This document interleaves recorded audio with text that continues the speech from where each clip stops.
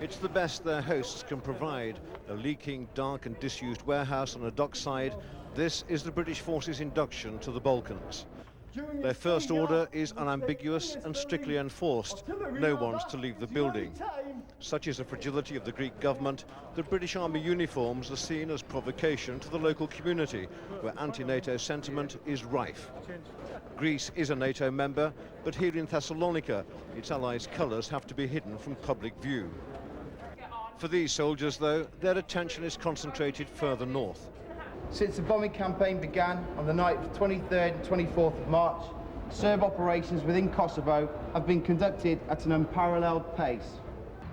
Off the coast, anchored anonymously, a Royal Fleet auxiliary ship laden with battle hardware waits for Greek permission to dock after sunset. If there is an agreement to send in a peace implementation force, these will be the tools for the job. Bridge layers will be essential. NATO intelligence says the Serb army has mined and set explosives on all bridges in Kosovo for demolition.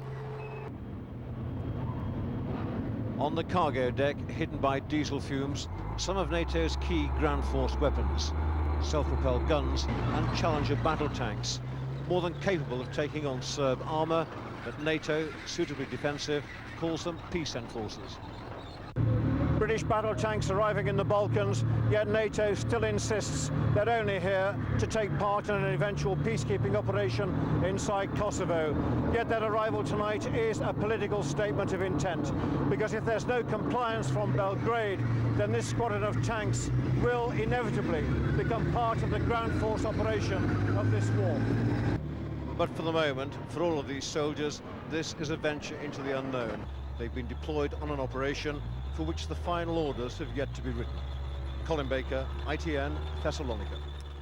Police investigating Jill Dando's murder confirmed today they were also now looking into a death threat against the head of BBC News. The threat came from a man claiming firstly to be Serbian and secondly to have been responsible for murdering the BBC presenter. But police say it's just one line of their murder inquiry, as Paul Davis reports. Understandably, the BBC is not giving details of new safety measures it's introducing, but the security offered to prominent members of its staff is being reviewed following the death threat against its head of news. Tony Hall was one of the first to express his shock at the murder of Jill Dando on Monday.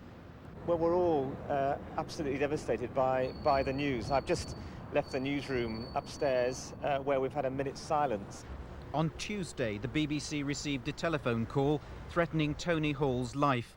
A male caller said Jill Dando had been killed in retaliation for the NATO bombing of Serbian television, and Tony Hall would be next. Detectives investigating Jill Dando's murder say the alleged Serbian connection is just one of several lines of inquiry they're following.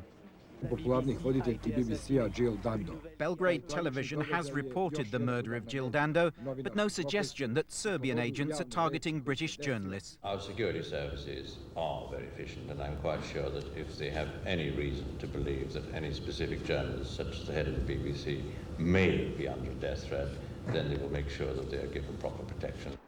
The BBC points out that threats to its presenters and other members of staff are not unusual. Almost all turn out to be hoaxes. However, all threats have to be taken seriously.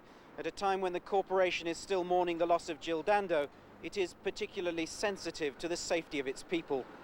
The BBC announced today, after consultation with Jill Dando's family, they would not be broadcasting the remainder of her Antiques Inspectors series. Every day since her murder, people have been laying flowers outside Jill Dando's house.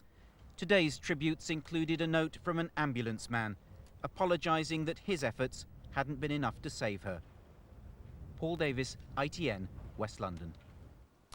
The Conservative Party leader William Hague left Westminster behind today, and with it the